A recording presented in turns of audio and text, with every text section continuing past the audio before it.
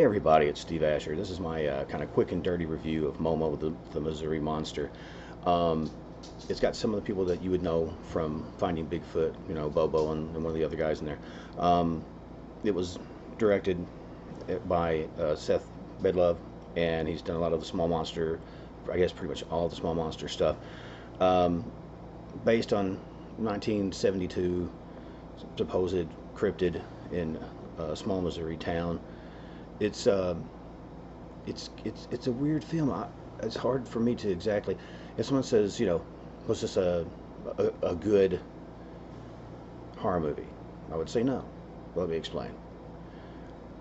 It's not really a movie. It's sort of like an interpretation of 1970s grindhouse culture with definitely 70s elements of filmmaking. You know, the coloration, you know, of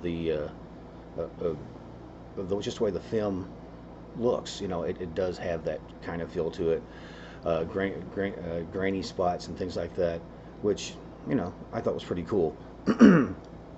It's if you ever seen anything like Legend of Boggy Creek, and just some of those earlier kind of films, the way they were put together. And like I said, and I say this with all due respect, it had sort of that little bit of that kitschy vibe, you know. Some of the actors had sort of a little way to them and stuff. But all in all, I really liked it. It was kind of a callback to that early, again, like I said, grindhouse style, and maybe think of maybe not as slick as, say, In Search Of and stuff, but the way that they would mix, you know, talking to people, you know, the locals, and getting, you know, their you know, 2 cents on stuff, and then it would have like the reenactment of the encounter with Momo. And Momo, I don't know, I've heard some people say, well, it looked like he was one of those guys, you know, in the ghillie suit, you know, special ops guys. That's not how I took it. I took it more as almost an homage to the swamp monster in Kolchak the Night Stalker, which I freaking love. Kolchak the Night Stalker. So for me, I dug it. I believe it runs about 82 minutes, and for me, it was extremely enjoyable. And you know, like I said, I mean, even the way the people were dressed, you know, there's a lot of elements. I mean, 72, it was probably before like Kiss really exploded, so you wouldn't really expect to see maybe like a Kiss Love Gun, you know, iron-on T-shirt or something. You know, you definitely would be seeing stuff from the time period. You might have been seeing like some HR Puffin stuff, T-shirts or whatever. But all in all, I thought it was great. And I was lucky enough that Seth and them sent me like an early screening of this that I was able to watch, and I kind of got the skinny on it before, so I've kind of been sitting back, letting everybody else do their reviews, and I wanted to give you what a monster kid, you know, somebody that kind of grew up with what I feel was some of the best times in kind of B film life, you know, the 70s and 80s and stuff.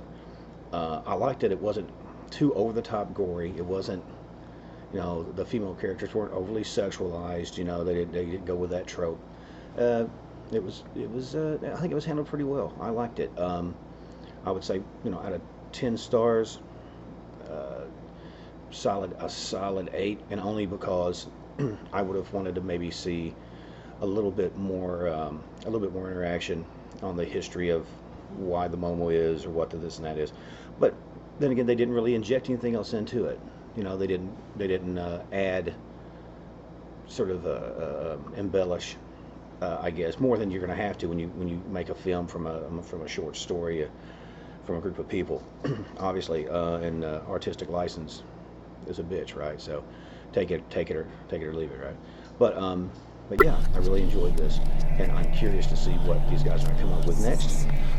If you like this video, please like it, and also subscribe to my page.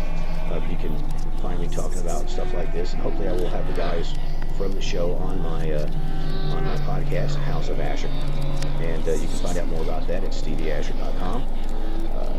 Have a great day, guys. Take care. Stay scared.